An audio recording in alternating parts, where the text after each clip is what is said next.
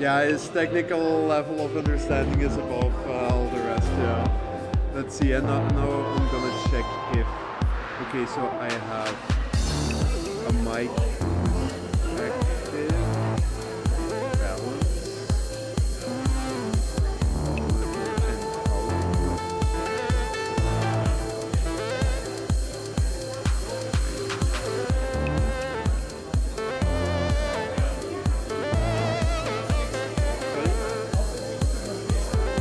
Yeah, we found the setting that could work.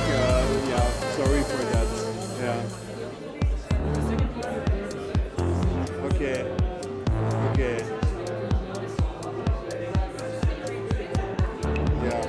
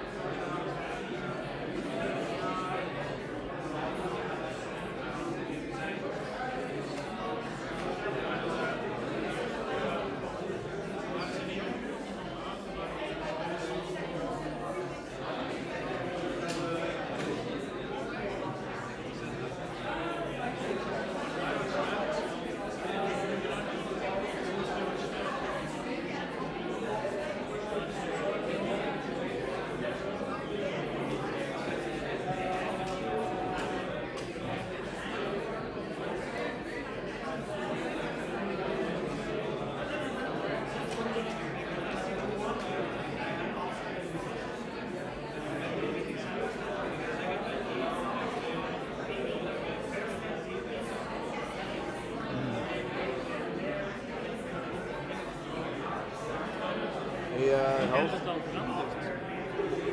veranderd. Ja, wacht, dus ik ga u iets laten zien. Waarom zitten wij niet in breed zien? Oh shit. Oh, dat had ik. Nee, sorry, ik was even gaan bekijken voor met die audio te prutsen. Ja, sorry.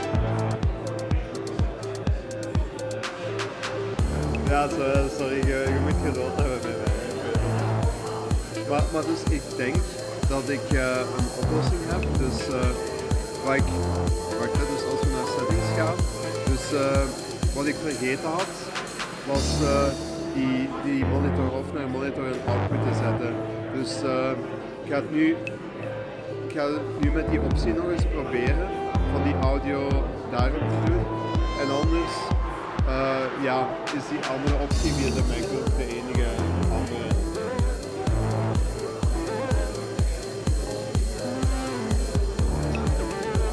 Dus ja, als we dat kunnen proberen, dan zien we.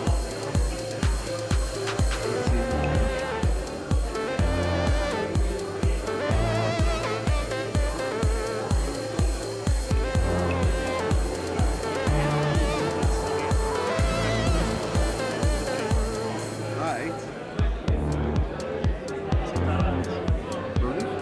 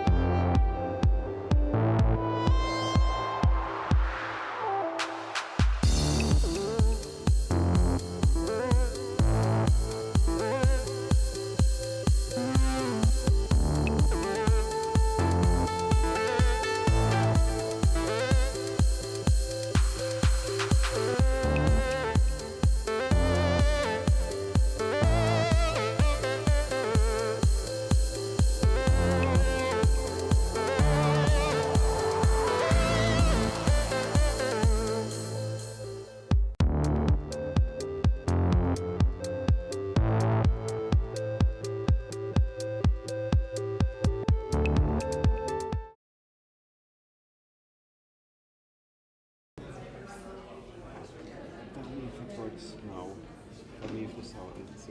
Dat mijn het geluid nu werkt zoals het moet.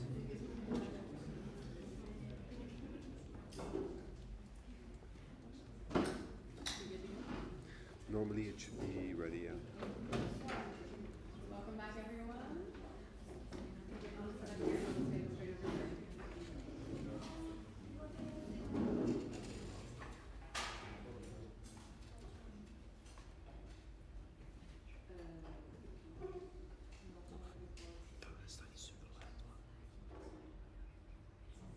Sorry, I don't hear.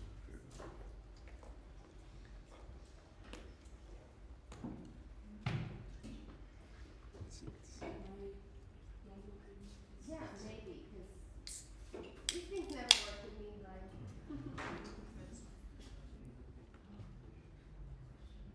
Should have passed it a minute. Thank you.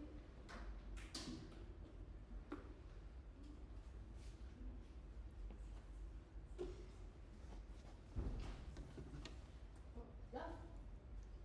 Okay. Yes. Line up. Working?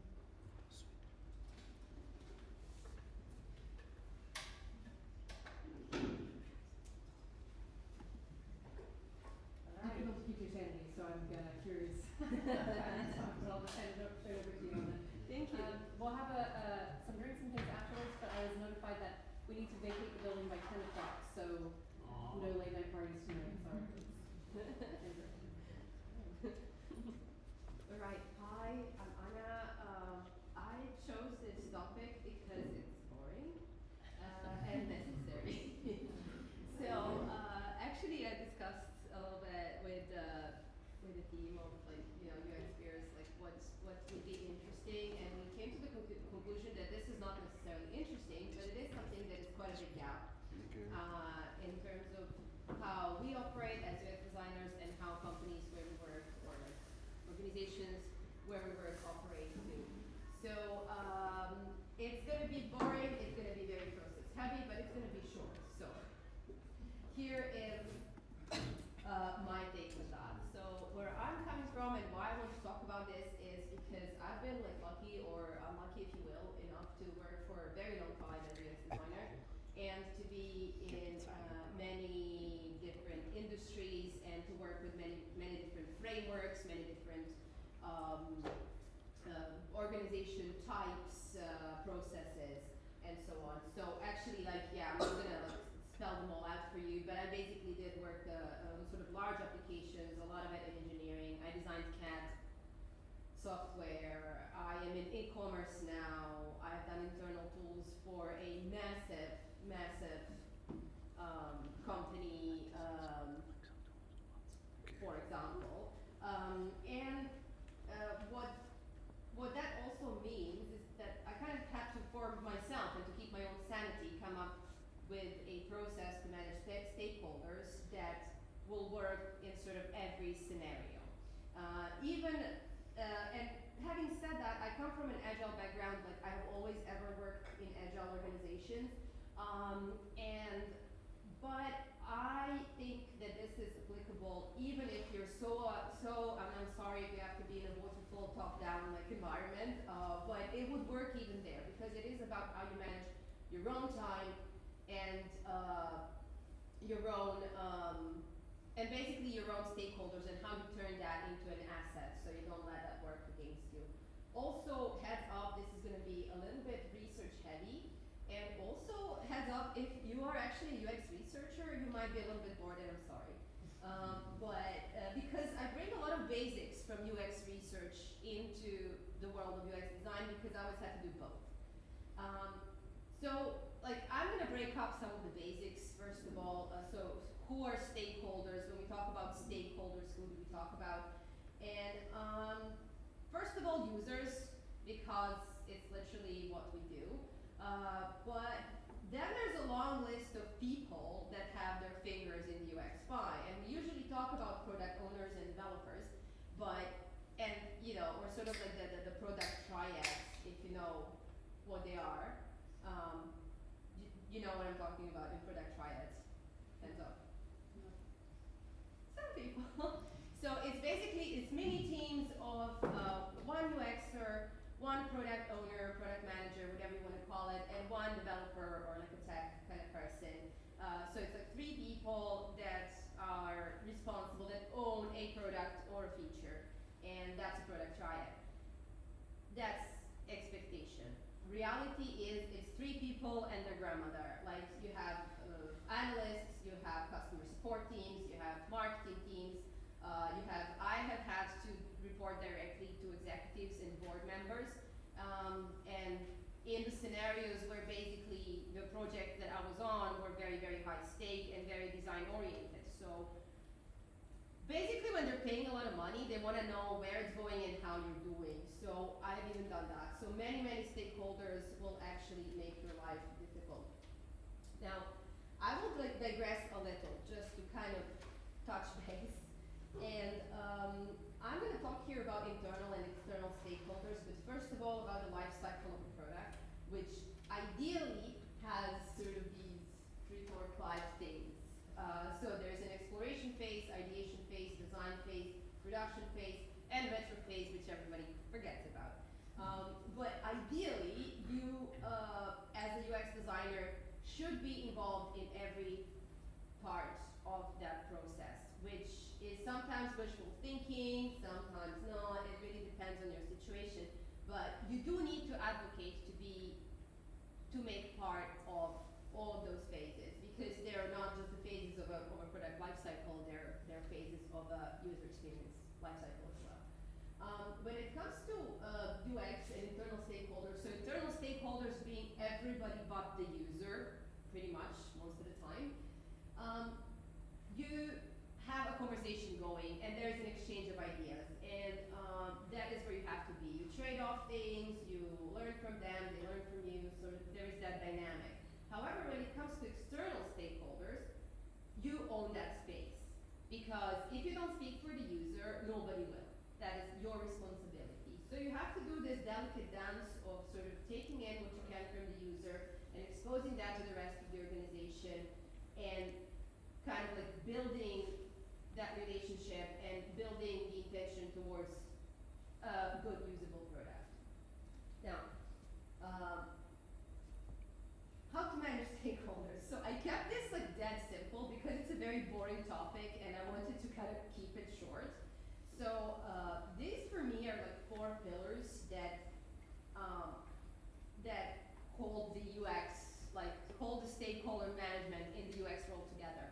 If you drop one of these, you most likely will not be successful. Not all of them need that much, like not all of them need me talking about them that much, but they're all equally important. And they are engage, meaning talk to people, follow your gut, like your instinct is very, very, very important. Your instinct comes from your experience. So good instinct can get you very, very far. Data is your best friend, and this is where I will linger the most because that is the most powerful asset that you can have as a UX designer. And last but not least, and I will not talk about this at all because it's very self-explanatory, but allocate the time, do not forget to do that. So, when engaging, what do we want to do? We want to create a community. Creating community, whether you're talking with your users or whether you're talking with, whoever, your team, your colleague, your product triad, whatever the format that you're working in, do nourish that community. Be responsive, reply those emails, be extrovert, even if you're not, it's a learned skill. I'm not an extrovert, and yet, here I am talking to all of you. It's a learned skill. You don't have to be necessarily extroverted, but you can be curious. I think everybody in this room is curious in one way or another, and that is very, very important. Ask questions, listen, advocate, promote the UX, talk to people, let them know why this is important. All that kind of stuff, that creates a community of like-minded people that will drive the sort of the cause of the UX within a company or within a project, and it's not just you. So that's really, really wonderful. And last but not least of this, utilize the expertise of your stakeholders team. And that is, so I based this again on a product triad, although we already know that a triad is really not a triad, there's like a lot going on. But just to keep things simple, when it comes to leveraging the experience of your stakeholders, this is what I've learned, or this is what I came to realize.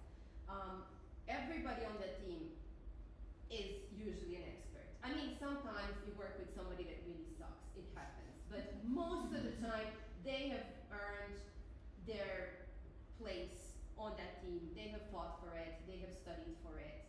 They can bring a lot to the table. They may not agree with you, but that doesn't mean that their opinion is not valuable and that their opinion is not useful. And ideally, in this sort of team where kind of everybody holds a corner of one discipline, one skill, everybody will also pull in their respective direction. And that is actually how great products are made. You want that pull. You don't want to be in that room with your stakeholders and everyone agrees with you. That's not the right scenario. You want the disagreement and you want to have that, you want your ideas challenged because you only come out of that room so much better and so much more knowledgeable. Having said that, so I already mentioned consider other viewpoints, so do definitely hear people out, but also be ready to make a stance. Know where your priorities are and where you won't negotiate and where you will. So as much as you let basically other people advocate for what their goals are for the product, know what you want to advocate for.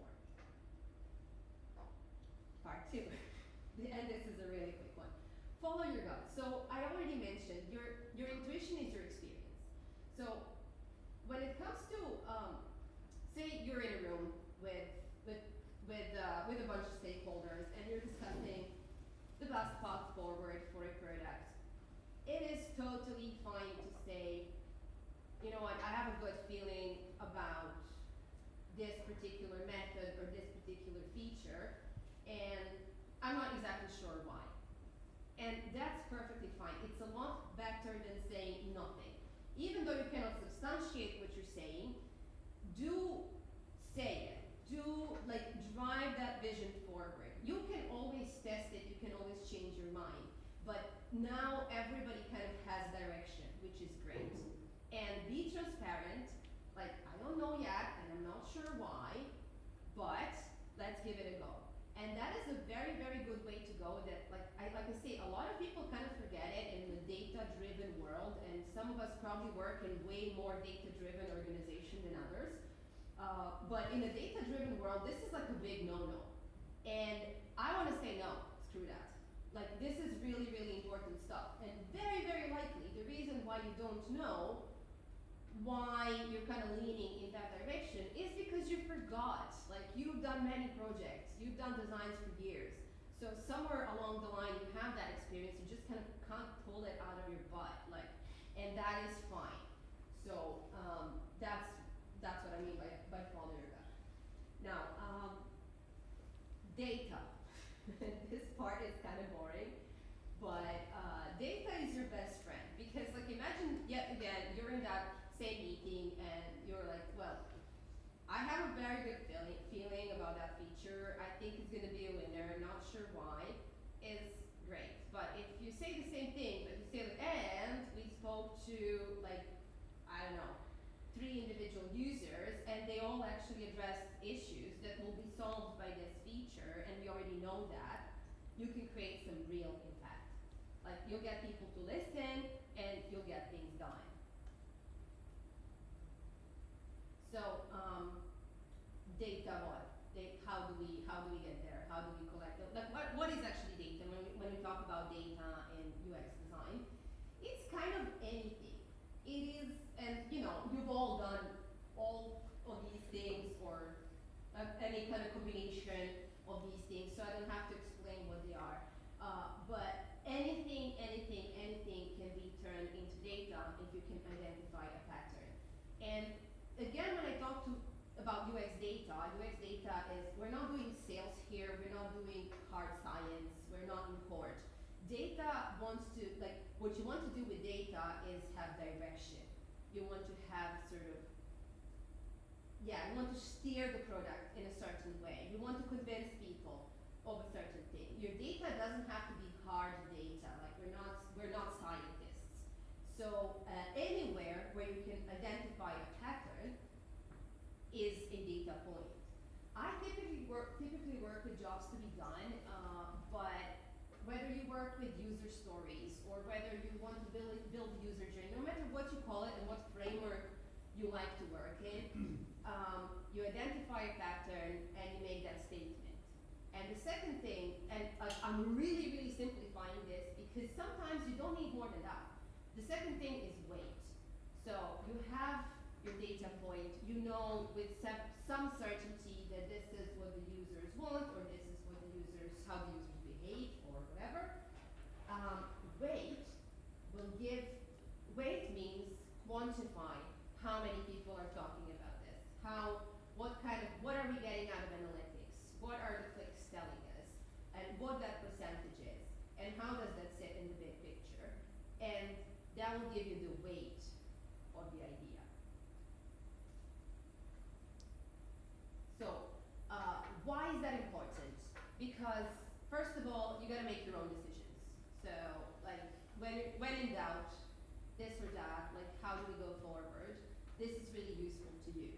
The data will give you what, and the weight of the idea will give you priority. When, like, what are we gonna do? Are we gonna do it first? Are we gonna do it second? Is it worth it? Do we want to spend money on this? Do we want to, I mean, by money I mean, do we want to allocate resources on this? How much? For how long? All of that kind of stuff can come from those two little things. Now, when you're substantiating your ideas with your stakeholders, and that's a very, very important part of that, you know, what I talked about previously, sitting in the room standing your ground, if you will. When you can do that with data, you're working in a very, very powerful way. Prioritize and handle trade-offs. Now that is kind of, I mean, that is kind of the same as the other two. Why did I take it out? Because I think that, to me personally, this is where data has been the most useful in my career over and over.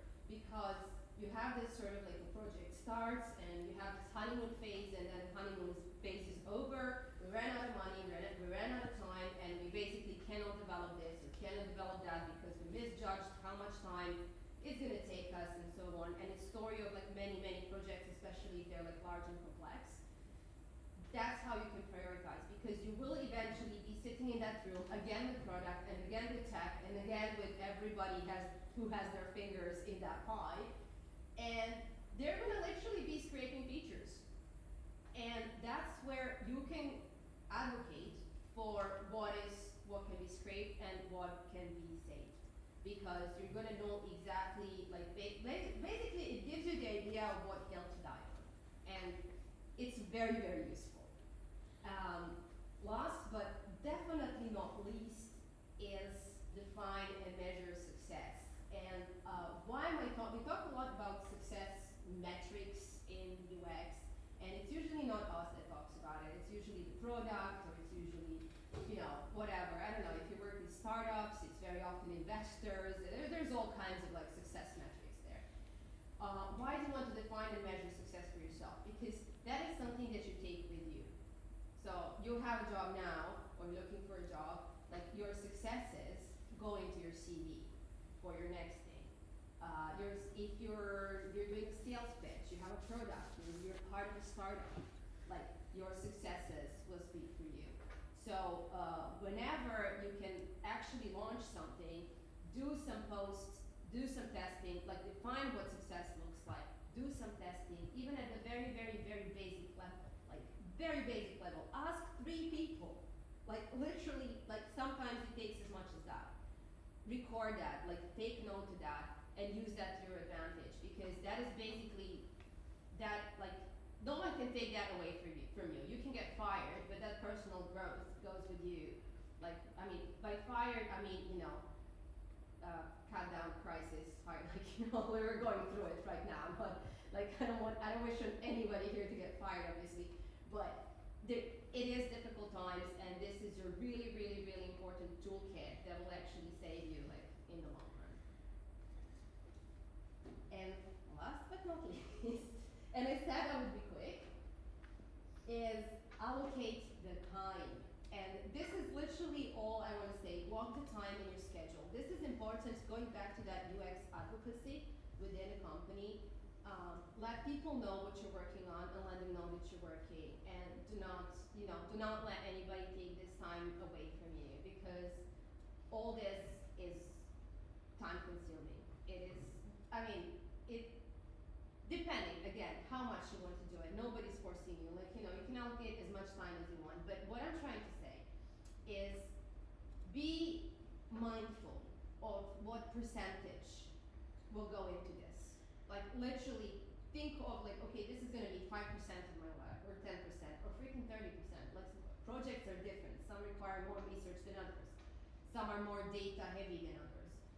So think about it and allocate that. Block that in your calendar. Like, allow yourself the time to work on these things and to think about these things. Because, of course, what everybody around you is going to care about is output. And by that we mean like design output. And not a lot of people realize how important this is. And if you follow these 4 steps, and if you work with data and so on, they will actually, like, teams around you will start to get it.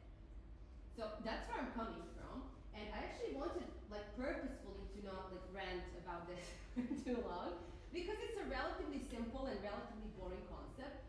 But I rather wanted to kind of open the floor and ask you all if there is anything I can advise you on, if there's anything you want to vent about. How does this look like in your organization? Do you agree with me, or do you not agree with me? I'd like to hear anything. Just like raise your hand. I'd like to hear anything anything at all from you. And of course, questions are welcome too, but just like tell me a story, like I would like to dive into that, I'd like to give you some advice. So, anyone? I can go. So maybe tell me some stakeholder challenges from my company. So I'm currently working with a client a couple of months, and like maybe a lot of clients, what I typically have is that they are working really in this feature factory modus. They have their whole roadmap at the beginning of the year. They don't even know if anything works or if only if some parts work. And yeah, now I'm really trying to break this cycle by, yeah, now we're having some research where they're really getting painful confrontations. So, but I'm thinking also like, how can I steer this ship around that we start more from doing the research and then designing our requirements and get that to the top, basically. So yeah, I've been around the block, and when I started working, there was very much this culture of like, oh, design, like you know, and people would just ignore you. So I do feel you, and it sucks. And there is one thing I can say that I firmly believe that you have to do your due diligence anyway, because if, like what you said, there's some painful confrontations. They can choose to use them, or they can choose to ignore them. That's on them. But that's no longer on you. Like you have done your learning, you have done your growing, and you have like done your best to improve this product. If you're not the decision maker on this particular project, you're not the decision maker, and that is fine. But you know, in a designer kind of way, you can sleep at night because you've done your best. And I think that's really, really important. The second, also, if you want this presentation, scan the QR code. Like, I mean, it's really tiny and no biggie, but and I hope the code works. So the second thing that I wanted to say is that, like, especially when you're in a situation like that, these things are built over time. Like, it's not something that you can do in a short period of time. Talk to one user, talk to two, get one person from the company on your side, get the other person from the company on your side next time. So set yourself like small goals, like really. You talked about chunking; it's good for everything. Chunk it down and set yourself like very, very small goals. So you probably can't launch a great product in that kind of environment, but you can launch one good feature. Like you can, pick your battles and keep moving. And provided that you stay there, like I mean, it really depends what the longevity of you in that project or in that job is. And I have done anything from like sort of 7 years in an organization to like a year and a half, and then I kind of ran. It really like be in it for the long run, like long-term UX goals. Like so, you have your own kind of like short-term agenda and your own secret long-term agenda of where you want to be like next year or in 2 years. So I think that's kind of like, it's not a very exciting answer, but I think it's true. So. Anyone else? We have to practice so we can learn more. Oh my god. Alright, so venting asking your advice. Just a bit of context first. So currently I'm the sole UX designer in the company, and I'm working with 4 spots. And I've been working a lot on the roadmap together with the product triad, as you said. One thing that I'm struggling a lot is trading off things that we need to implement that we know that they are an issue, or if it will become an issue soon enough for some of the clients. But they're adding more and more things to the roadmap and pushing those important things forward. And it's kind of like, you know that a bomb is ticking, and one day this would be a huge problem. Right. And how can I improve those trade-offs? We do have data. We are discussing a lot with analytics and so, but yeah, it's still a big challenge. Well, if you can do, I'll grab this back. If you can test, like if you can design a test to prove that that feature will work, that could help. like usually like a show and tell, that type of thing can help. Not always will you turn everybody's mind around. But again, you might get somewhere. You're talking about multiple features. Focus on one. You probably know which one is the biggest shit show. Like for lack of a better word. But you will know like where your priorities are. I think you know what's like the worst one. Do that. Do that. So like you can't save them all, but like focus. You're also one designer in the company, so very likely you don't even have the time to deal with all this. So prioritize for yourself, and that's where data helps you as well, because then you will know how critical these features are and how much of a problem they're going to be. Advocate for that one biggest problem. I mean, I don't guarantee success, because otherwise I'd have a book out and a course and I'd be rich. But I think that's the best path forward for you. Thanks. Yeah, so I have a question regarding how you present your prototypes to your client, because I see sometimes that clients just like ask for, oh, give me the link and I'll see it and I'll go through and give you my comments, right? But then as with users, you sort of miss like this process, like thinking process, like what did, if anything went wrong, why and how, so you're not observing directly the client, so how do you go about that? Well, Yeah. honestly, and this is very basic answer, but ask them to share your screen. They can still play independently, but they can record it and send it over to you.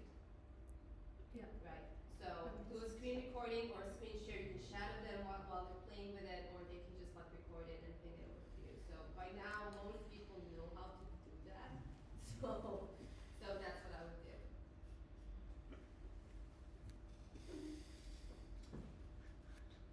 Thank you. You mentioned that you were working for early stage startups too, or startups in general in Yeah. one of your first slides. So my question is, any specific tips to navigating stakeholders in early stage startups? I think we're in time. Early stage startups. How early are we talking? Pre-seed. Chaos. Stay hydrated. Get paid. And let me see. It's been a while ago. Honestly, no, I'm joking a little bit. I used to like that part of the job. I really did, because that's when you have a blank slate and you can do absolutely anything. What the problem is in an early startup stage is like, everyone's a CEO, so you don't have that kind of, the roles are not very clearly divided, and you don't have a very clear, everybody does a little bit of everything, which is kind of how it has to be. You can blame, 3 people that come together and want to build something. It's actually really beautiful. So what I would say is, what I would do, and I don't know if I would get into this again. I often say I don't do startups anymore, but set your boundaries, and this goes for probably any job, anywhere. Set your boundaries and set your expectations, and again, very, very much use data, even more so in an environment that is so chaotic. Because that is, in an environment that everything floats, the ideas get changed, the entire directions get changed. You start as an app for I don't even know, like photographers, you end up an app for architects, and it happened, I've seen it, it does happen. So stay cool, use data, because that's kind of the only fixed point in that chaos. So use that to navigate you. Set your boundaries as a designer, set your expectations, and I would also add to that, if possible, have that kind of North Star thing for yourself of this is where I want to be, and this is what I want out of it, and this is what a good product looks like, in my opinion. And if you can, if that ship together works, and if you can steer it into some success, it's great. And if not, that will sort of give you, how should I say,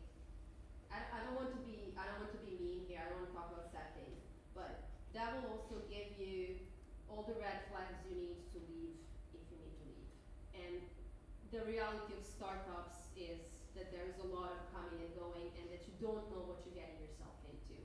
So ideally you don't want to do that, but you also don't want to stay like 1 year too long.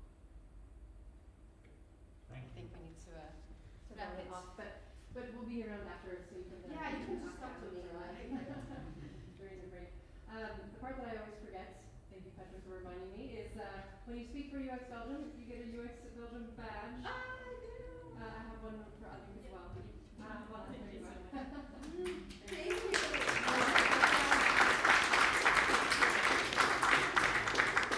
Thank you so much for sharing your expertise with us tonight. Just to plug our next events, the next one is in Brussels on February 11th at Naman, which is such a cool venue because I honestly think that Naman is one of the OG UX agencies in Belgium. Like they were doing it before, it was cool. And we have two great speakers, but I'll plug it also because Johannes, the founder and owner of Naman, is going to give a great talk about how he sees sort of the future of the industry, which I think is really cool. For someone who's been doing UX for like 20, 25 years, I think it'll be some really interesting 40. insights. He has been doing it for 40 years. 40 years. Yeah, back when it was like GUI. It was graphic user interface. and then our next UX Antwerp events will be February 25th at Panda Panda, which is one of the new kids on the block, great product studio in Antwerp. So hopefully we'll see you at one of those events or in Hasselt on Wednesday after Wednesday the 26th. Did I get it all?